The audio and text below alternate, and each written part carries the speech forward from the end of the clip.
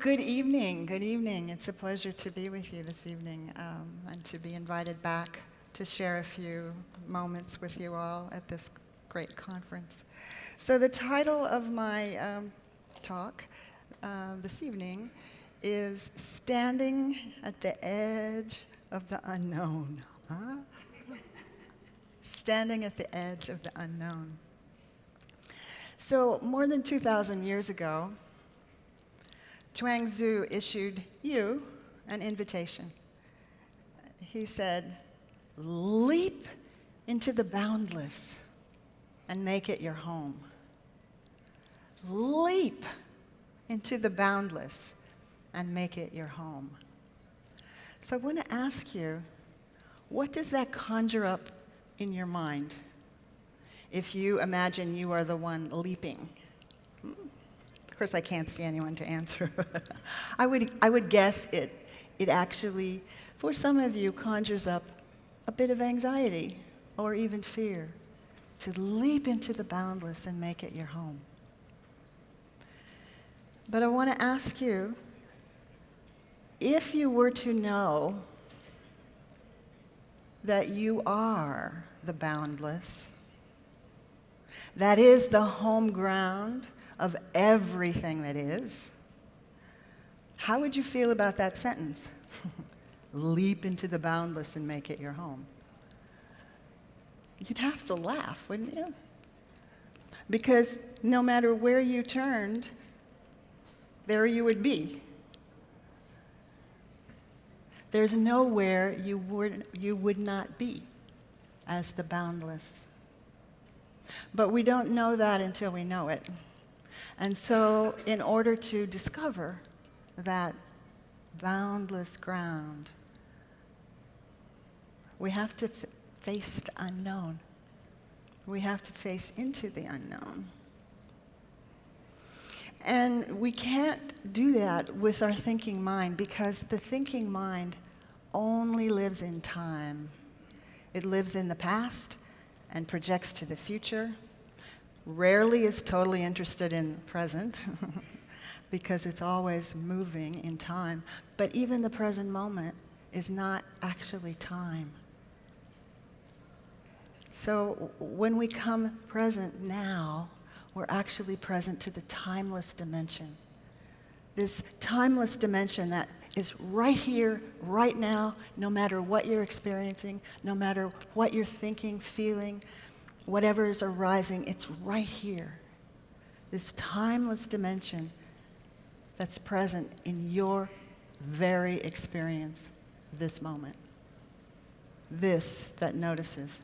I know in my years of intense spiritual seeking, I'm sure some of you either are engaged or have been, and in meditation, I would feel like I was at that edge, the edge of the unknown.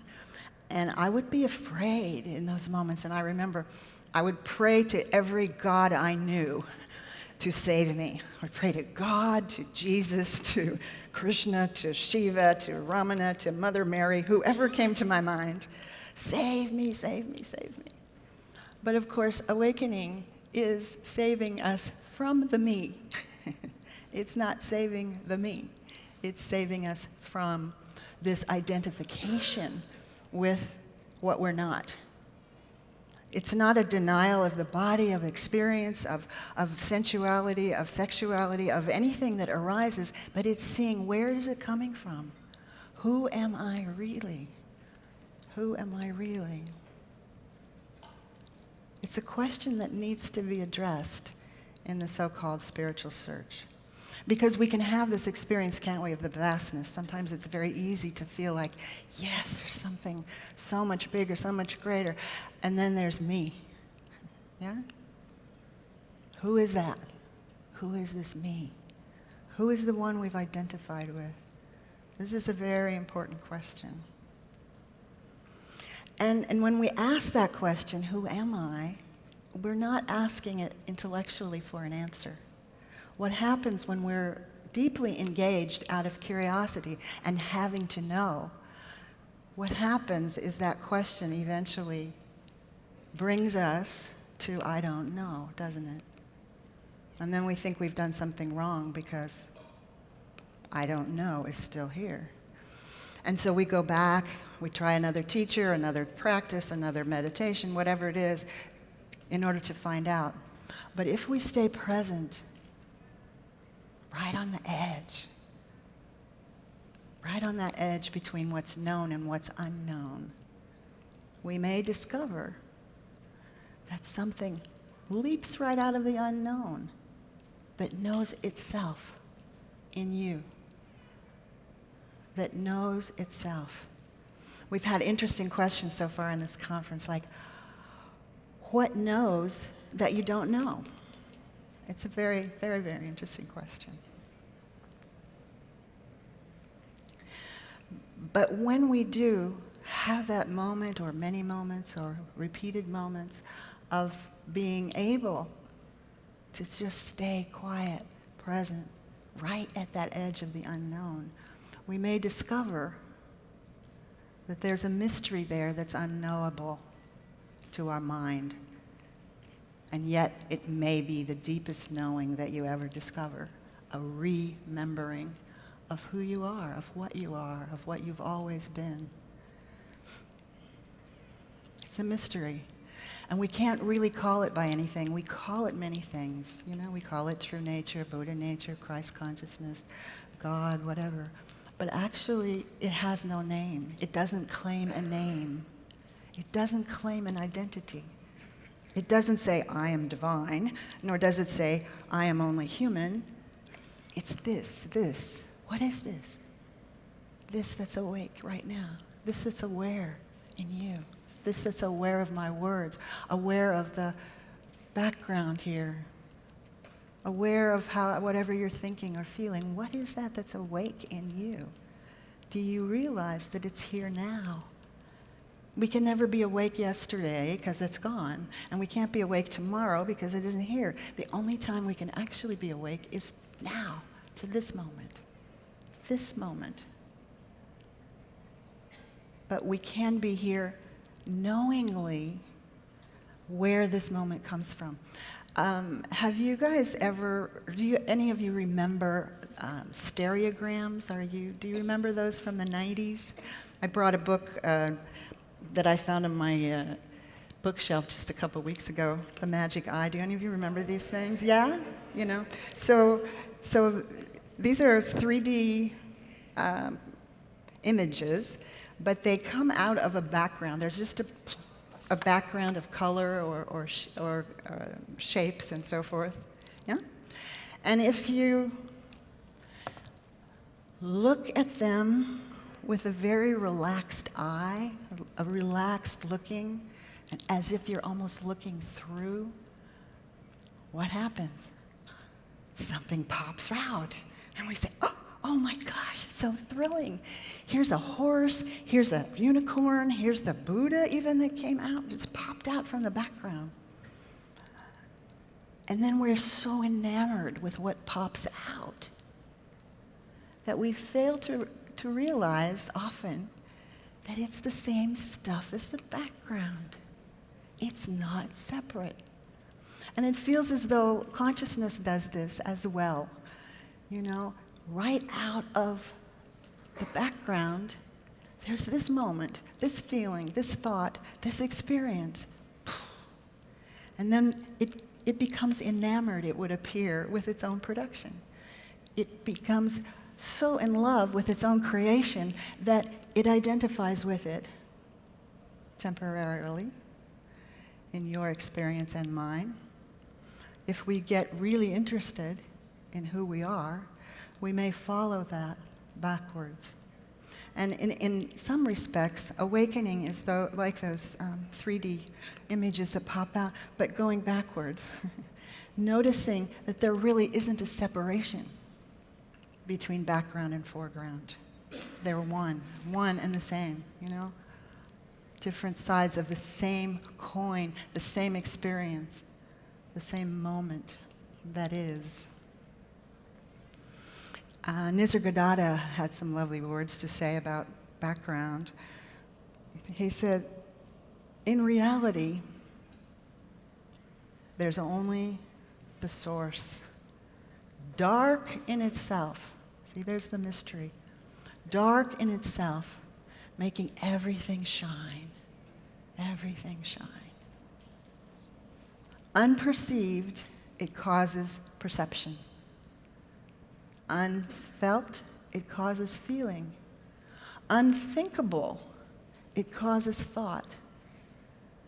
Non-being gives birth to being. It is the immovable background to all motion. So we have often practices that divide those background and foreground, in part to encourage us to see that there is a background. But eventually, if we are interested in what's actually true, those come back together. That's the non-dual nature of this life. It's not separate. Background, foreground can't be taken apart. When we have practices that say, just watch your thoughts, watch your feelings like they're clouds passing through the sky, what we may not discover until later is that the clouds in the sky are the same substance, the same essence. Background, foreground, same. And so when we land in that deeper dimension of our being, the one that can't become separate because it's what's aware of the moment, it's what knows the moment. And when we feel into that, in that very deep place in our being, we realize that this, that you are, this, that we are, is not threatened by any experience. It's not born. It doesn't die. It doesn't judge. It's not in opposition to anything. Perhaps some of you have felt that in your own experience, that there is something here that's awake, aware in your daily life that doesn't separate itself from it. And therefore, it has the capacity, if we're willing, to actually allow an incredible intimacy with the moment that's here, with the feeling that's here. Not trying to get rid of it, but to actually become curious and open to what it is, to the experience of an emotion.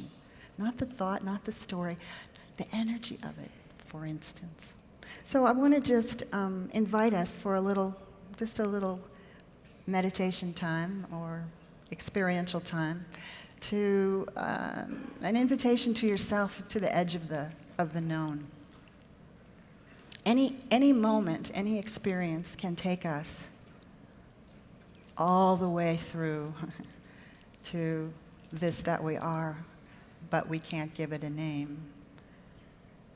The Tao that can be spoken is not the eternal Tao. The name that can be named is not the eternal name. So I just want to invite you to come present. No past, no future, right now, here. And be willing to have an open mind, open heart, open body to the sensation that's here. And we're just going to invite our awareness, the attention from our awareness, to move down through various layers of our identity. It's nice to have more time than we have to go through this slowly, but I'm just going to hit a few of the places that were identified. So just for the moment, let your attention and awareness come right through the matrix of thought, the energy of thought. We can go back there anytime, but just for this moment, can we let this attention of ours move down from our thought to perhaps the area of feeling in our experience, feeling in the body, feeling in the heart.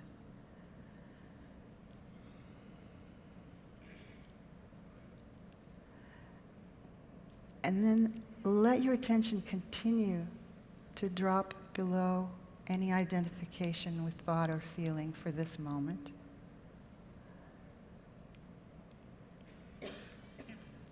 And it moves down, down, down, down, down. And you become interested in what's noticing this movement of attention. What's aware of it? Speak a little louder? Okay. When we're just moving our awareness down through the layers of identity, it's like we're taking off our concept clothes into the nakedness of just being. So we're moving from the mind, through the heart, through the body, through the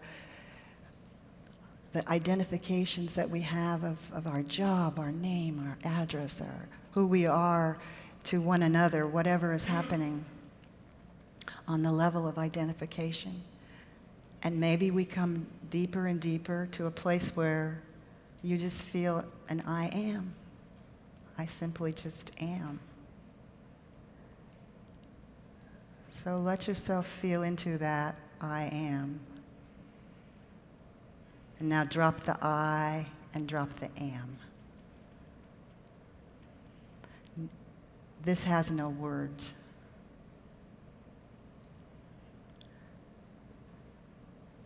Continue this exploration.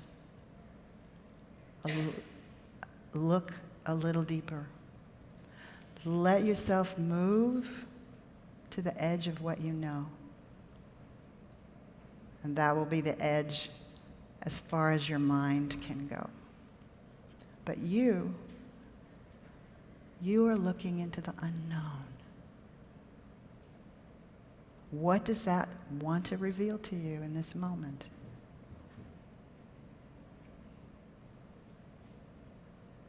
And even if you have experience of going through that open gate, we might say, to this that we can't name, go deeper.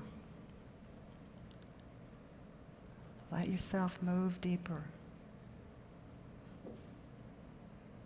There is no end to the exploration of the infinite.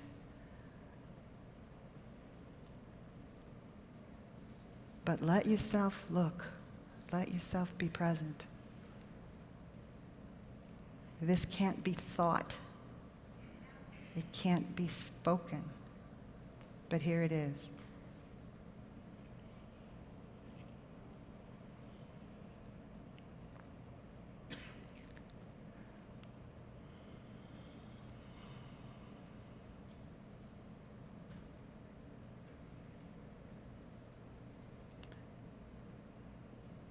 And it's fine if your attention moves back to the mind or the sensations or the feelings.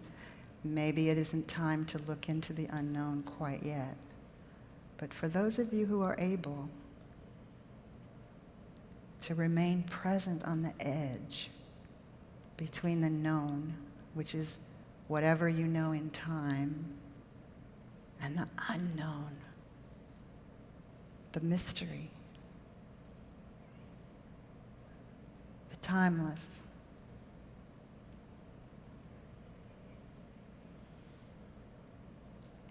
It's never not available.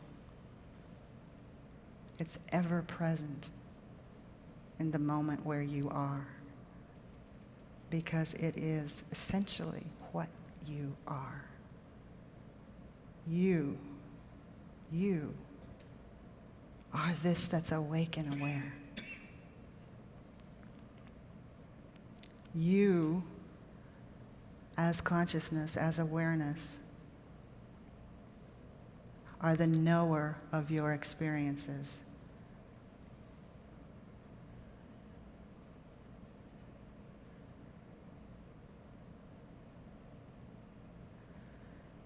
You,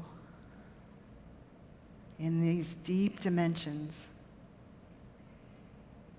are the boundless.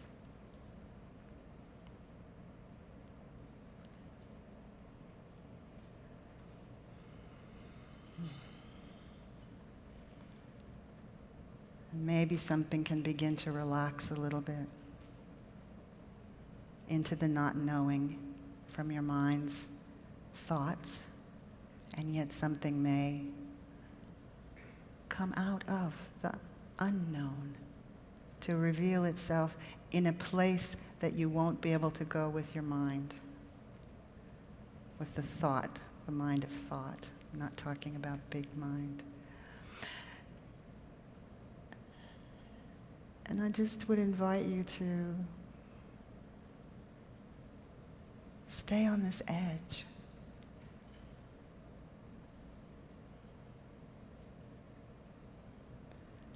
And notice that something's present to your experience on this edge, wherever it's taking you. What is that? We can't say, really, but we can sense, we can feel, we can experience a deeper, truer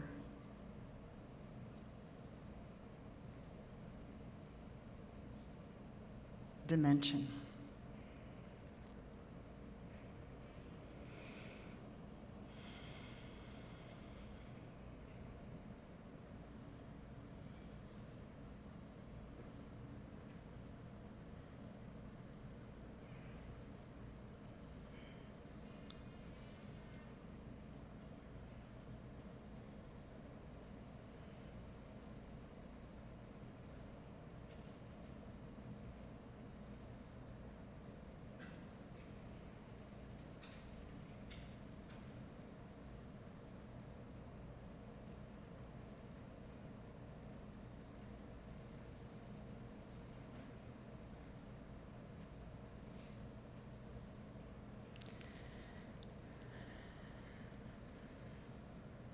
And see if there really is someone who leaps.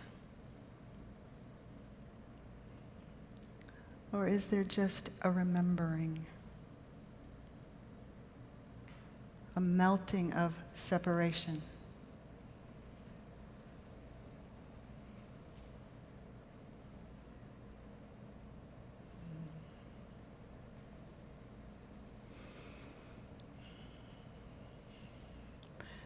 And whenever you're ready, you can begin to open your eyes and take in the world of form, the world of color, the world of shape.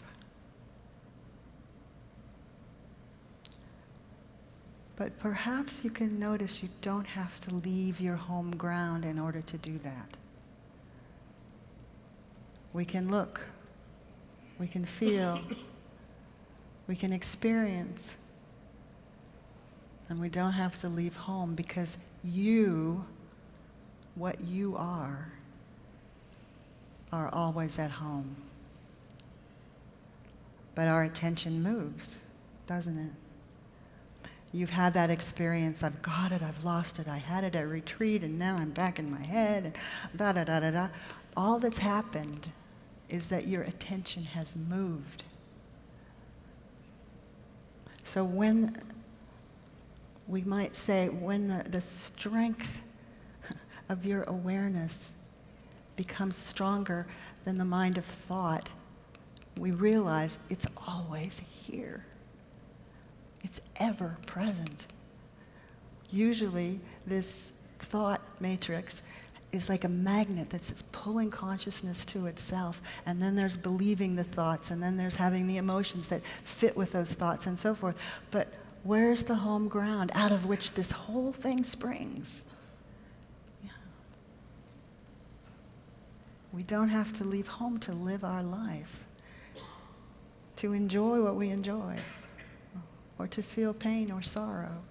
All of these are like the pop-ups. They're just coming right out of the background, moment to moment to moment to moment. You know? And the thing that makes it feel as though we are a continuous something from the time of birth until this moment, what is that? It's this that's conscious, this that's awake in you. That's what's been the same. Nothing else is the same. Maybe our DNA, color of our eyes. Nothing else is the same. But there's something that feels like it links us to all of those things that we think are past or perhaps in the future. But actually, moment to moment, it's like those pop-ups.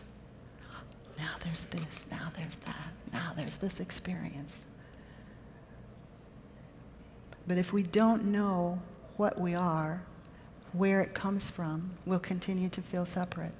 And we'll continue to suffer from that sense of separation, from one another, from ourselves, from our feelings, from our thoughts. Everything can be investigated in this way of allowing yourself to really just feel into, what is this? You know, it takes some curiosity. It takes some devotion to truth. You know, one of my favorite quotes by the great Zen master Dogen it goes like this. It says, Buddhas have great realization of delusion, whereas sentient beings are greatly deluded about realization. Another way to put that, Buddhas know their own delusion, whereas sentient beings don't know their own enlightenment. But even to separate enlightenment and delusion is to come back into a conceptual realm that this doesn't actually live in. Only our mind, only our thought makes that division. It doesn't make it wrong. We're using thought now. We communicate through our thoughts. We have grand thoughts and horrible thoughts and whatever kinds of... But the issue is, do you believe them? Do you believe that they're truth? You see, no thought is truth. The truth can't be thought. And that's why the invitation is always into this mystery, back to the mystery, back to the unknown, and then deeper, and then deeper. There's no end. No end. Because there's no beginning. You are the unborn. And everything that's born. Not two, not two, not two. And when you know that, there can be a much deeper acceptance of the moment as it is. Much, much greater curiosity about what this actually is. See, we leap free of needing to hang out in the absolute or the relative as our home ground. There's something that notices either experience, isn't there? That's our true home. And we can't say what that is. So I leave you with a mystery. But it's a mystery that can relax your looking, accept your experience, let you be curious about what it actually is. And also, find out for yourself. Find out for yourself if there's really someone separate to leap anywhere. Or if your particular expression, manifestation, incarnation has itself just come right out of the truth of what you are, even though we can't say what that is. So that's my invitation to you. And I thank you so much for being present and for being here at this conference. Thank you.